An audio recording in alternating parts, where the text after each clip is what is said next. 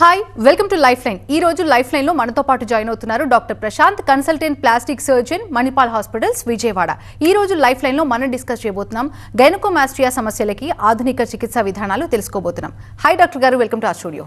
Hi doctor గారు, plastic surgery అంటే కేవలం సినీ తారలు, ధనవంతులు తమ అందాన్ని పెంచుకోవడానికి చేసే ఒక కాస్మెటిక్ సర్జరీ మాత్రమే అంటారు. కానీ అది నిజమే అంటారా? ఇందులో వైద్యపరమైన అవసరాలు ఉంటాయంటారు అసలు? అట్లా ఏం లేదండి. ఇప్పుడు ప్రజెంట్ సొసైటీలో everyone want to present themself. అది ఆఫీస్ వర్క్లో కానీ ఎక్కడైనా ఫంక్షన్స్కి వెళ్ళినా అని కూడా they should be very confident and they want to present themself good. So అట్లాంటప్పుడు ఏమన్నా చిన్న చిన్న వాళ్ళకి లోపం అనిపించినా, వాళ్ళ కాన్ఫిడెన్స్ తగ్గించేలాగా ఏమన్నా అనిపించినా with a very minimal things they can get it corrected and they could be very confident అనమాట. ఎక్కడన్నా ప్రజెంట్ అవ్వాలన్నా పబ్లిక్ ప్లేసెస్లో, మీటింగ్స్లో అట్లా. So with modern techniques, with a very complex ways they can get the process and they can get there problem solve. Doctor గారు, gynaecomastia అంటే ఏంటంటారు? కేవలం ఛాతీ భాగంలో కొవ్వు పెరగడానికి ఈ సమస్యకు ఉన్నటువంటి తేడా ఏంటంటారు? ఎలాంటి డిఫరెన్స్ ఉందంటారు? గైనకోమాస్టియా అంటే అది ఒక జనరలైజ్ టర్మ్ అండి. ఆ ఛాతీ భాగంలో ఏంటంటే ఆ నిపుల్ కింద కొంచెం అబ్నార్మల్ ఫ్యాట్ అది ప్రెజెన్స్ ఉండడం, దాంతోపాటు గ్లాండ్యులర్ కాంపోనెంట్ ఉండడం, దాన్ని గైనకోమాస్టియా అంటాం. కొంతమందిలో ఏంటంటే గ్లాండ్యులర్ కాంపోనెంట్ అనేది అంటే బేసిక్ గ్లాండ్యులర్ కాంపోనెంట్ అంటే బ్రెస్ట్ టిష్యూ అండి. మేల్స్లో అంటే యూజువల్గా జెంట్స్లో బ్రెస్ట్ టిష్యూ అనేది ప్రెజెన్స్ ఉండకూడదు. అంటే రూడిమెంట్గా ఉంటుంది, ఉన్న జస్ట్ ఒక థిన్ ప్లేట్ లాగా ఉంటుంది. ఒకవేళ డక్ట్స్ లాగా అట్లా గ్లాండ్యులర్ కాంపోనెంట్ ఉందనుకోండి, that we called it as gynaecomastia. మళ్ళీ దాంట్లో గ్రేడ్స్ ఉంటాయి, 1, 2, 3, 4 అని వాల్యూమ్ బట్టి, నిపుల్ పొజిషన్ బట్టి. కొంతమందికి ఫ్యాట్ ఎక్కువ ఉంటుంది, గ్లాండ్యులర్ కాంపోనెంట్ తక్కువ ఉంటుంది. కొంతమందికి ఫ్యాట్ తక్కువ ఉంటుంది, గ్లాండ్యులర్ కాంపోనెంట్ ఎక్కువ ఉంటుంది. అది దాన్ని బట్టి దాన్ని గైనకోమాస్టియా అంటాం. కొంతమందికి ఏంటంటే ఫ్యాట్ ఎక్కువ ఉండి అబ్నార్మల్గా కనిపిస్తూ ఉంటుంది. Even we called it as gynaecomastia. Doctor గారు, జెంట్స్లో జనరల్గా ఈ మార్పు రావడానికి, ఈ చేంజెస్ రావడానికి మెయిన్ కాజెస్ ఏమంటారు? యూజువల్గా మోస్ట్ ఆఫ్ ద రీజన్స్ అండి, అది ప్యూబర్టీ టైం అప్పుడు ఫ్యాటీ పీపుల్లో, లేకపోతే హార్మోనల్ చేంజెస్ అప్పుడు కొంచెం డిలేడ్ హార్మోనల్ ఇదవుతున్నప్పుడు ఏంటంటే ఆ గ్లాండ్యులర్ కాంపోనెంట్ ప్రెజెన్స్ అదంతా ఉంటుంది. స్పోర్ట్స్ యాక్టివిటీ లేకుండా కొంచెం ఒబేస్గా ఉన్న వాళ్ళకి, ఆ పెరిఫరల్ ఫ్యాట్ ఎక్కువ ఉన్న వాళ్ళకి ఈ ఈస్ట్రోజన్ రిసెప్టార్స్ అంటారు, అవి యాక్టివ్గా ఉంటాయి అన్నమాట. దానివల్ల ఏంటంటే ఈ గ్లాండ్యులర్ కాంపోనెంట్ అనేది ప్రజెంట్ అవుతూ ఉంటుంది. మెయిన్ అదే, అంటే mostly it will called as physiological. కొన్ని పెథలాజికల్ కండిషన్స్ ఉంటాయండి, అవి యూజువల్గా చాలా రేర్ అయ్యి, అవి ఏమన్నా ట్యూమర్స్ కానీ, లేకపోతే కొంతమందికి ఏంటంటే ఆ మెడికేషన్స్ తీసుకుంటూ ఉంటారు. వాళ్ళకి ఆస్తమా కానీ, సమ్ అదర్ కార్డియాక్ మెడికేషన్స్కి, కొంచెం డయాబెటిక్స్కి, వాటికి ఏంటంటే సైడ్ ఎఫెక్ట్స్ వల్ల కూడా ఈ గైనకోమాస్టియా ప్రజెంట్ అవుతూ ఉంటుంది. వాళ్ళకి ఏంటంటే యూజువల్గా మెడికేషన్ స్టాప్ అయితే ఇవి కూడా ఎంతో అంత చేంజ్ వస్తూ ఉంటుంది. But most of the people we see are like physiological. కొంచెం ఆ చేంజ్ ఓవర్ పీరియడ్లో ఆ హార్మోనల్ ఇంబ్యాలెన్స్ వల్ల ఈ గైనకోమాస్టియా లాగా ప్రజెంట్ అవుతూ ఉంటారు. డాక్టర్ గారు, హార్మోనల్ ఇంబ్యాలెన్స్ అనేది ఈ ప్రాబ్లంకి ఎంతవరకు ఉంటుందంటారు? ఈ ప్రాబ్లంలో అండ్ లైఫ్ స్టైల్ మోడిఫికేషన్స్ అవసరం అంటారా? అండ్ జిమ్ సప్లిమెంట్స్ దీనికి ఒక రీజన్ అనుకోవచ్చా? యూజువల్గా ఏంటండి, హార్మోనల్ ఇంబ్యాలెన్స్ అనేది యూజువల్గా మనం ఆ ప్యూబర్టీ ఏజ్ అప్పుడు చూస్తున్నాము. Because of health habits and all, because of the people food తీసుకునే విధానం బట్టి ఈ మధ్య too much of fatty food తీసుకుంటున్నారు. దానివల్ల ఏంటంటే ఎర్లీ ప్యూబర్టీ అనేది వస్తుంది. యూజువల్గా పైగా వాళ్ళలో కూడా స్పెసిఫిక్గా స్పోర్ట్స్ యాక్టివిటీ లేకపోవడం, ఒబేసిటీ ఉండడం, పెరిఫరల్ ఫ్యాట్ ఎక్కువ ఉన్న వాళ్ళలో ఉంటుంది. ఈవెన్ బాగా స్పోర్ట్స్ యాక్టివిటీ ఉండి పెరిఫరల్ ఫ్యాట్ అనేది తక్కువ ఉండి వాళ్ళు జంక్ ఫుడ్ తీసుకున్న, ఫ్యాటీ ఫుడ్ తీసుకున్న, వాళ్ళకి ఒబేసిటీ లేదనుకోండి, వాళ్ళు తక్కువే ప్రజెంట్ అవుతూ ఉంటారు. యూజువల్ మెయిన్గా ఏంటంటే ఈ సెడెంటరీ లైఫ్ స్టైల్ ఉండడం, వాళ్ళల్లో ఈ ఒబేసిటీ ఈ వీళ్ళలోనే ఎక్కువ చూస్తూ ఉంటాం ఈ హార్మోనల్ ఇంబ్యాలెన్స్ అనేది. జెనెటిక్స్ అనేది ఇంకా ప్రూవెన్ కాదండి. ఇట్స్ మోర్ లైక్ ఎన్విరాన్మెంటల్ ఫ్యాక్టర్సే యూజువల్గా మెయిన్ రోల్ ప్లే అవుతూ ఉంటుంది. డాక్టర్ గారు, ఈ ప్రాబ్లం ఉన్న జెంట్స్ లేదా యూత్ ఎవరైనా కావచ్చు, అమ్మాయిలు కానీ అబ్బాయిలు కానీ ఎదుర్కొనేటువంటి స్ట్రెస్ ఏ విధంగా ఉంటుందనుకోవచ్చు? యూజువల్ అమ్మాయిలో యూజువల్ బ్రెస్ట్ ఉంటాయి కాబట్టి దానికి గైనకోమాస్టియా అన్నామండి. యూజువల్గా జెంట్స్లోనే presence of breast tissue or presence of abnormal fat on the chest is called gynecomastia. మేల్స్లో యూజువల్గా మనం చూసేది ఏంటంటే చాలా మందికి వాళ్ళు ఆ ప్రాపర్ డ్రెస్ అవన్నీ వేసుకోలేకపోతూ ఉంటారు, టీషర్ట్స్ అవి వేసుకోలేకపోతూ ఉంటారు. This is other term like male boobs. It's like an very social embarrassing thing. వాళ్ళు ఏంటంటే ఇట్లా ప్రెజెన్స్ ఉన్నోళ్ళు వాళ్ళు ముందుకి స్టూప్ అయిపోయి నడుస్తూ ఉంటారు. దానివల్ల ఏంటంటే వాళ్ళకి స్పైన్ కూడా ఆర్కిటెక్చర్ ఆఫ్ ద స్పైన్ అనేది పాడైపోతూ ఉంటుంది. వాళ్ళు బయటికి ప్రజెంట్ అవ్వలేరు, లూజ్ ఫిట్ వేసుకుంటూ ఉంటారు, టైట్ ఫిట్ వేర్ వేసుకోలేరు, ఎందుకంటే ఎక్కడ కనిపించేస్తాయి అనేసి వాళ్ళకి చాలా సైకలాజికల్గా అప్సెట్ అయిపోతూ ఉంటారు. వాళ్ళు బయటికి చెప్పుకోలేరు. Even in the present society with so much of awareness, still people are not aware of gynecomastia can be easily treated and is an more like అనే ఫిజియలాజికల్ ప్రాబ్లం అనేసి వాళ్ళకి తెలియక వాళ్ళు బయటికి చెప్పుకోలేరు. యూజువల్గా ఇదేంటంటే ప్యూబర్టీలో వస్తుంది కదండి, అదేంటంటే మదర్స్ వాళ్ళు ఎక్కువ చూడాలి. ప్యూబర్టీలో వాళ్ళకి ఆ చెస్ట్ పైన అబ్నార్మల్గా ఫ్యాట్ కనిపించడం, ఆ చెస్ట్ పార్ట్లో ఆ మదర్స్ ఇగ్నోర్ చేయకుండా ఆ ప్యూబర్టీ అయ్యేటప్పుడే వాళ్ళు ఒక కన్సల్టేషన్ తీసుకున్నారనుకోండి, there are few medications which we can reduce అనమాట. ఆ ఈస్ట్రోజన్ రిసెప్టార్స్ని ఇన్హిబిట్ చేసేలాగా కొన్ని మెడిసిన్స్ వచ్చాయి. ఆ ఎర్లీ ఏజ్లోనే వాళ్ళు ఐడెంటిఫై చేసి అవి వాడారనుకోండి, ఎంతో కొంత ఆ ఫైబ్రోటిక్ టిష్యూస్ ఫామ్ అవ్వకుండా వీళ్ళు మనకు ప్రివెంట్ చేయొచ్చు. అబ్నార్మల్ షేప్స్ అయ్యి రాకుండా ఎంతో కొంత ప్రివెంట్ చేయొచ్చు మనం. ఆ తర్వాత అడాల్సెన్స్లో ఒకవేళ ప్రజెంట్ అయ్యారనుకోండి, అప్పుడు మనకి ట్రీట్మెంట్ ఇంకా డిఫరెంట్గా ఉంటుంది. అప్పుడు మెడికేషన్స్ ఏం లేకుండా will give some other treatments. Doctor గారు, జనరల్గా దీన్ని చాలామంది కూడా ప్రాబ్లంలా చూడరు, చాలా నెగ్లెక్ట్ చేస్తుంటారు. అలా చేస్తే ఎలాంటి కాంప్లికేషన్స్ వస్తాయి? అండ్ చాలామంది పేరెంట్స్లో ఈ ప్రాబ్లంకి సంబంధించి అవగాహన రావాల్సిన అవసరం ఉందంటారా? డెఫినెట్లీ అండి. ఎందుకంటే presence of glandular tissue is definitely a problem అండి. అంటే అబ్నార్మల్ ఫ్యాటీ డిస్ట్రిబ్యూషన్ ఓకే, అది జిమ్ యాక్టివిటీ చేస్తే అది తగ్గిపోతుంది. ప్రెసెన్స్ ఆఫ్ గ్లాండ్యులర్ టిష్యూ అనేది డెఫినెట్లీ మేల్స్లో గ్లాండ్యులర్ టిష్యూ అనేది ఉండకూడదు, అది రిమూవ్ చేయాలి. Any time there is an incident, 3% క్యాన్సర్గా టర్న్ అయ్యే ఇన్సిడెంట్ కూడా ఉంటుంది. అండ్ మేల్స్లో అది glandular component, if they turns into cancer there is very high mortality rate. ఎందుకంటే వాళ్ళు ప్రెజెన్స్ అయ్యేసరికి అదేదో డిస్టెంట్ మెటాసిస్ అయిపోయి ఉంటుంది. సో ఎర్లీగా ఐడెంటిఫై చేసుకొని, though it is not troubling them, it is better to remove that glandular tissue. Doctor గారు, gynaecomastia treatment ఏ విధంగా ఉంటుందంటారు? ఇది కేవలం లిపోసెక్షన్ ద్వారా చేస్తారా, లేదంటే ఆ గ్లాండ్ మొత్తం రిమూవ్ చేయాల్సిన అవసరం ఉంటుందంటారా? వాళ్ళకి అట్లా ప్రెజెన్స్ ఉందనుకోండి, ఆ ప్యూబర్టీ అంటే యూజువల్గా 8 to 12 years ఆఫ్ ఏజ్ ఉంటుంది. ఆ టైంలో ఏంటంటే mothers should be well aware of it. Only అని కాకుండా ఒకసారి వస్తే ఎండోక్రైనాలజిస్ట్ చూపించి హార్మోనల్ టెస్టింగ్ చేయించి, హార్మోన్స్ బాగానే ఉంటే అది స్మాల్ డ్రగ్ ఒకటి ఉంటుంది, అది మనం పెట్టామనుకోండి, ఇంకా బెటర్గా ఆ ప్యూబర్టీ ఏజ్లోనే మెడికల్ ట్రీట్మెంట్ ఉంటుంది. ఒకసారి ప్యూబర్టీ దాటి అడాల్సెన్స్కి వచ్చారనుకోండి, అప్పుడు ఇవి ఆ మెడికేషన్ ఏమీ సపోర్ట్ చేయదు. ఆ టైంలో సర్జికలే ఉంటుంది. Surgical is an very day care surgery లాంటిది. జస్ట్ లైపోసెక్షన్తో సరౌండింగ్ ఫ్యాట్ తీస్తాం షేప్ కోసం. డెఫినెట్గా వెరీ వెరీ మినిమల్ స్కార్తో ఆ గ్లాండ్యులర్ కాంపోనెంట్ అనేది కంప్లీట్గా రిమూవ్ చేసేయాలి. We shouldn't left around any glandular component. We need to remove it completely. Doctor గారు, after surgery ఛాతీపై మచ్చలు ఏమైనా కనిపిస్తాయా, లేదంటే సహజమైన ఆకృతి రావడానికి ఎటువంటి జాగ్రత్తలు తీసుకుంటే మంచిదని చెప్తారు? సర్జరీ తర్వాత స్కార్ అసలు ఏం పెద్దగా కనిపించదండి. వెరీ చాలా మినిమల్ స్కార్, అది కూడా హిడెన్ స్కార్స్తో తీసేస్తాము. ఇంకోటి ఏంటంటే లైపోసెక్షన్ క్యాన్యులాస్ కూడా వెరీ స్మాల్ 3 mm ఉంటాయి.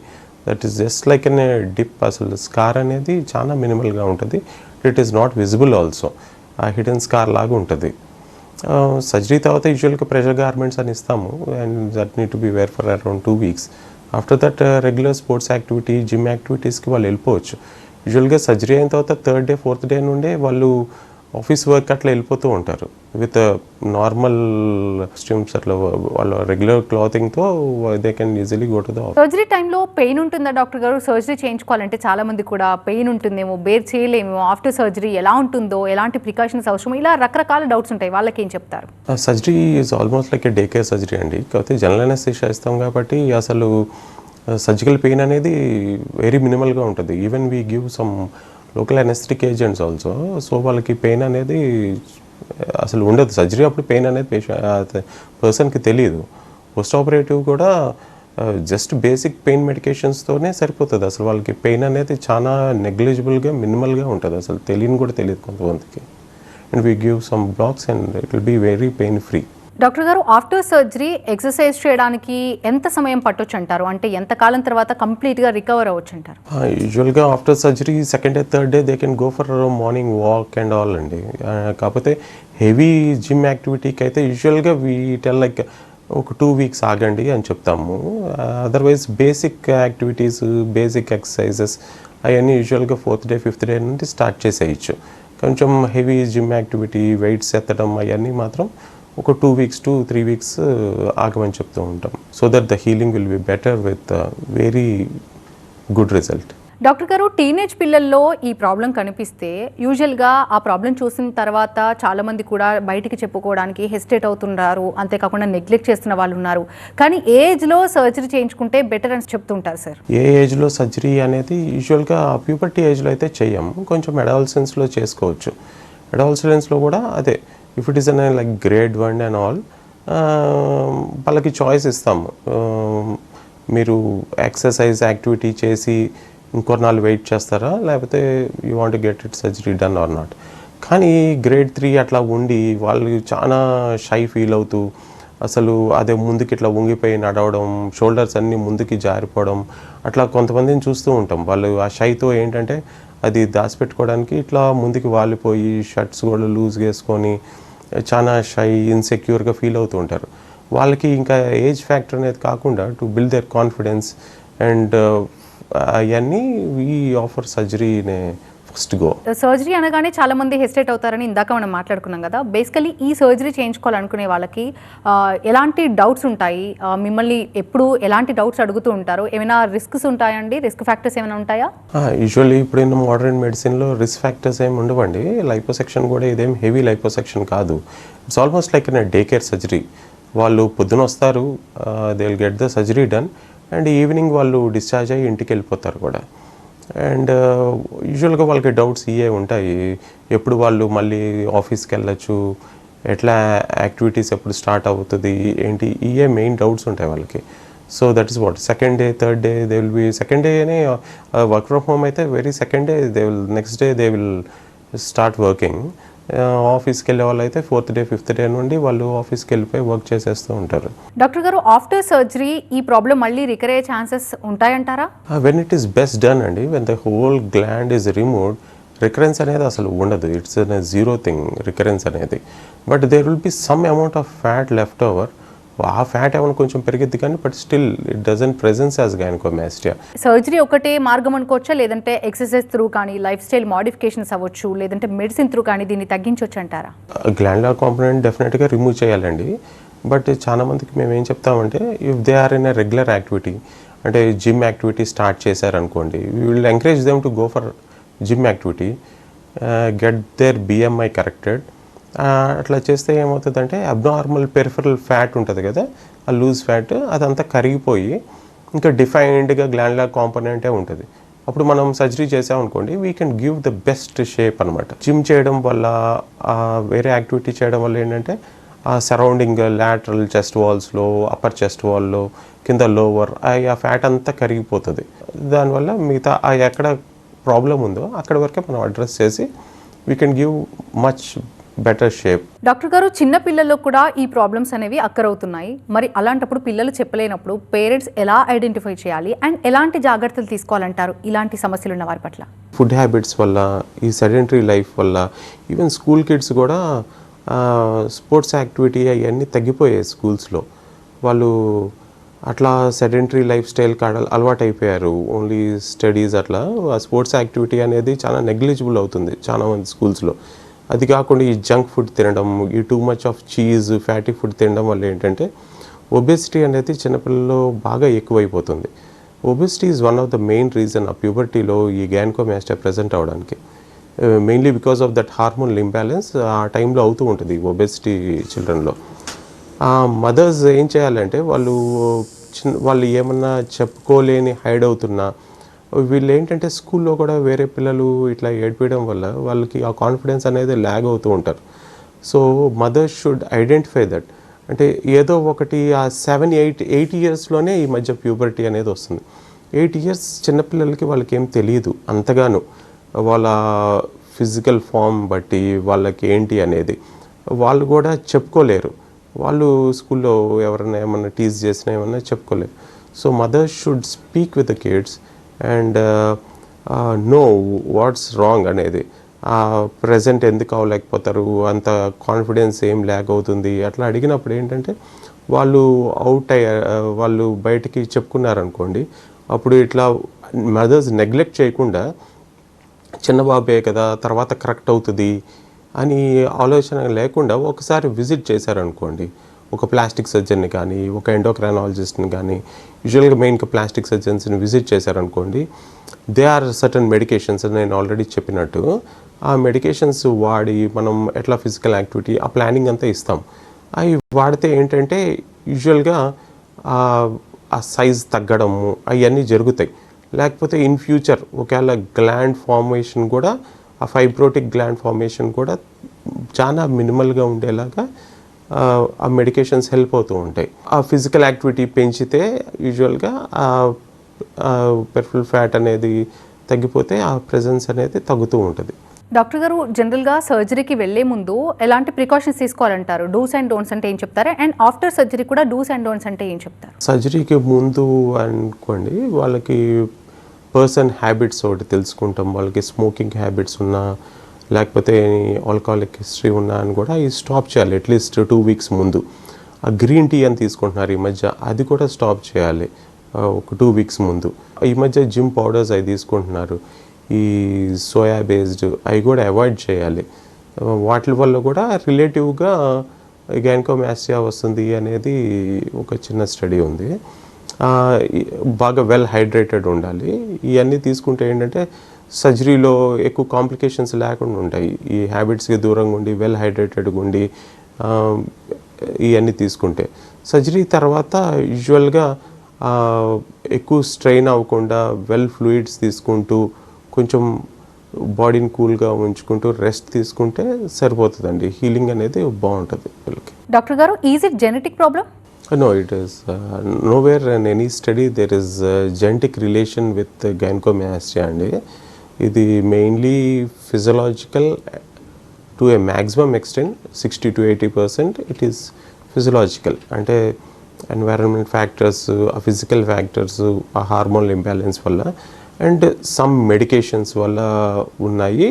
సమ్ పెథలాజికల్, అంటే ఏమైనా టెస్టిస్ దగ్గర ఏమైనా అబ్నార్మాలిటీ ఉన్నా, అన్డిసెంట్ టెస్టిస్ అట్లా pathological factors, అంతేగాని there is no genetic correlation with this problem. Thank you doctor గారు. ఇది వాళ్ళ లైఫ్ లైన్. చూస్తూనే ఉండండి TV9.